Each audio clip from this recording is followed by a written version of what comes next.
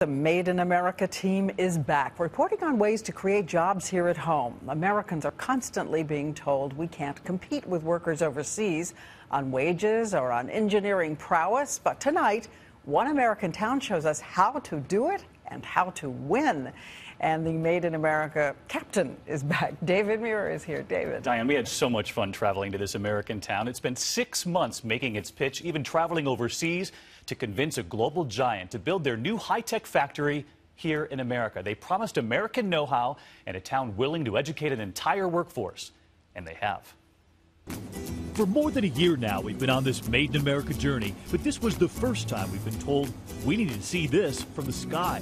Lifting off to get a view of a 21st century factory, bringing a tiny American town back to life. And right there, carved out of the woods in front of us, the new factory. What was here before when you used to fly over? In fact, this factory could fit 6 football fields inside. More importantly, it now fits 1,300 new jobs. Look at the brand new parking lots, not an empty space in sight.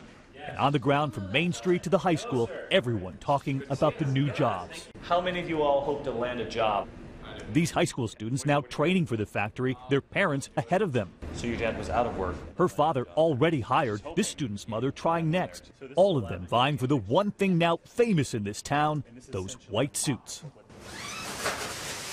How do I look? You look good. All right. You look good. In this training lab, half of the class already hired. And what will they make? Microchips. Look at the computer DNA stamped right into those circles, powering everything from our smartphones to our laptops to our electronics. These new workers are ready for that factory, and so were we. But not only was that white suit needed, this time they had to be brand new sneakers, the footsies, the mask.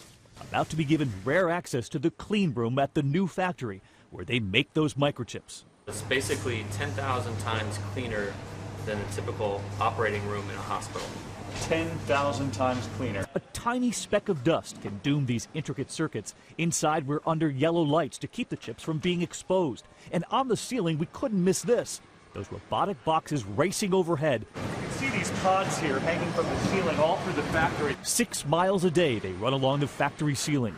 GlobalFoundries looked at sites all over the world, Europe, as far away as Singapore.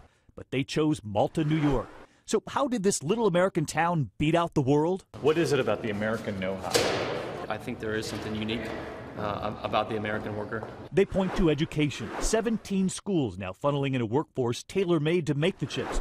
American brain power, they say, combined with our high-tech machinery. Americans producing far more and far faster than their overseas counterparts. You can see what you really look like here. Raymond Stone back to work supporting his family after a year laid off. Joshua Alexander back too. We had major traffic jams just because there were so many people trying to get to work. So many traffic jams in their town, they had to put in new traffic circles. But you won't get complaints from a town coming back to life. In fact, so many heard we'd been there, they started sending us videos. Hi, David. From the town tavern to the grocery store. Our sales have increased more than 30%. To the salon, all grateful their tiny American town took on the world and won. Made in America.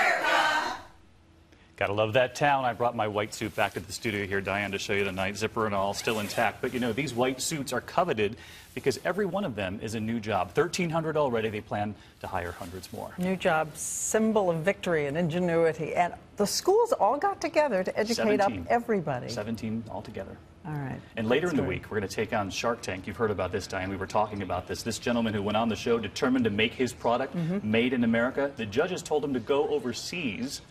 He said no, walked off the show, but our Made in America team is on it. Wait till you see what we found. Okay, I think we got good news coming. Thank you, David.